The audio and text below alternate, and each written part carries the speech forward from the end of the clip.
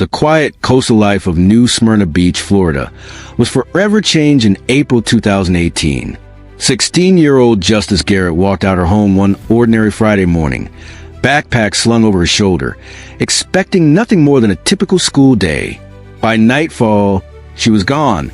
Within days, her disappearance would unravel into one of the most disturbing crimes the community had ever faced, a case rooted not in strangers or secret boyfriends, but inside her own home.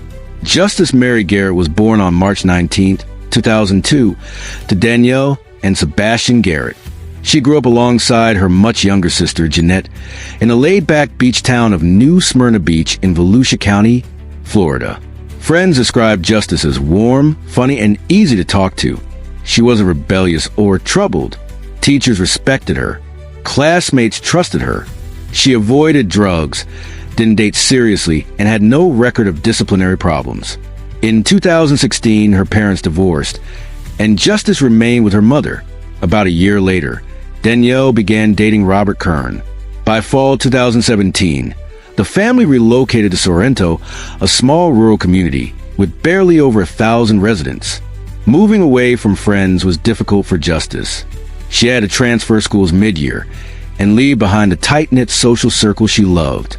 Still, she adapted. She formed a close friendship with a classmate named Rel. The two became inseparable. Justice spent many nights at Rel's house, sometimes seeming reluctant to return home. Though she never openly complained, subtle changes in her behavior were noticed. She grew more anxious, more withdrawn, yet she told no one why.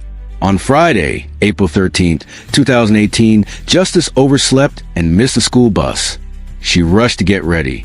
Her younger sister was ill that morning, and Danielle planned to take her to the hospital. Justice said she would catch public transportation to school. She grabbed her bag and left. That was the last confirmed moment anyone saw her alive. When Justice didn't return home that afternoon, Danielle wasn't immediately alarmed. Sleepovers at Rel's were common. Even when her phone went off, it didn't trigger panic right away. But by Saturday morning, everything changed. Rel's mother called Danielle, asking if Justice was okay. Justice hadn't been at school Friday. She hadn't stayed over. Her phone had been off for nearly 2 days. Danielle rushed to file a missing persons report.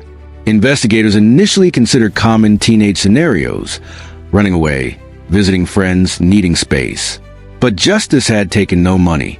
All her belongings were at home. She hadn't contacted anyone. And phone data revealed something odd. Around 7:30 a.m., she began walking towards school.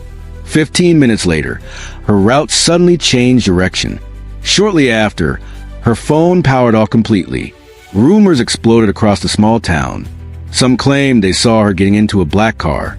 Others invented stories about cults or secret relationships. One student even created a blog spreading false claims that Justice was pregnant and had run away. Police were forced to chase down countless baseless tips while precious time slipped away. For days later, on April 17th, a jogger running through a wooded trail near the land made a horrifying discovery. About 15 feet off the path, hidden in thick brush, lay the decomposing body of a young female.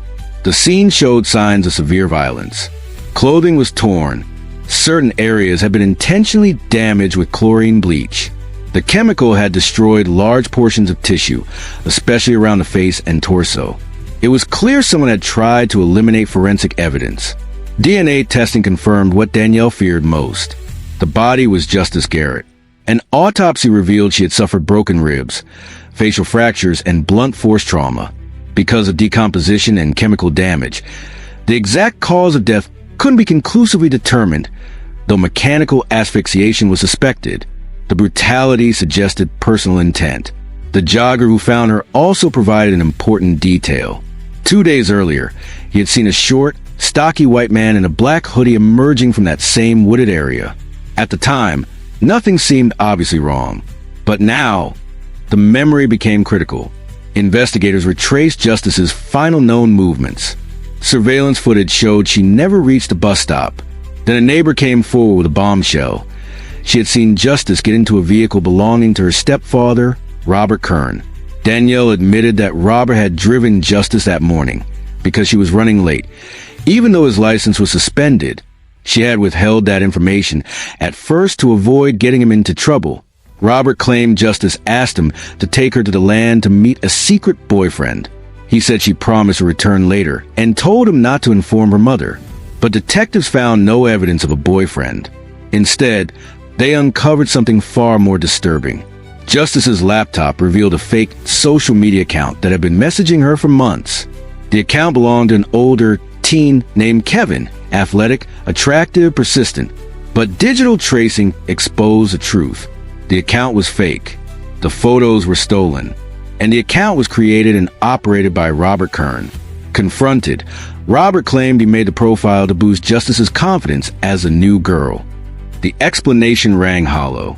Meanwhile, friends described how uncomfortable Justice appeared around him. She often avoided going home. She called her mother begging to stay longer at Rel's house. Investigators dug deeper into Robert's history. At 43, he had prior convictions for burglary, drug possession, and violent altercations. He had concealed this past from Danielle. His online search history was damning.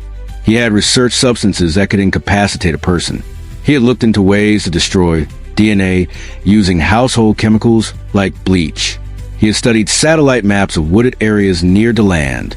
Phone geolocation data sealed the timeline. On the morning Justice disappeared, Robert's phone showed him driving toward her school, then veering off course into a secluded wooded region.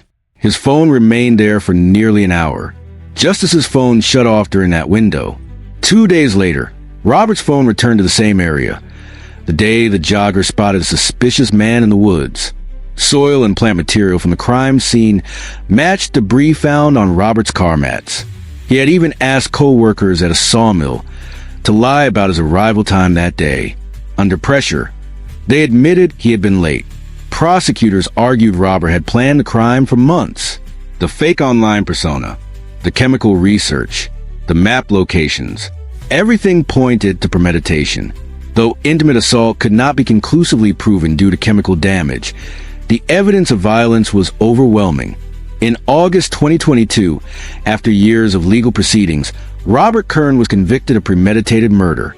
He was sentenced to life in prison without the possibility of parole. For Danielle, the verdict brought justice in name only. She later admitted she had missed the warning signs. Justice had carried fear silently, protecting her mother from painful truths. That silence cost her life.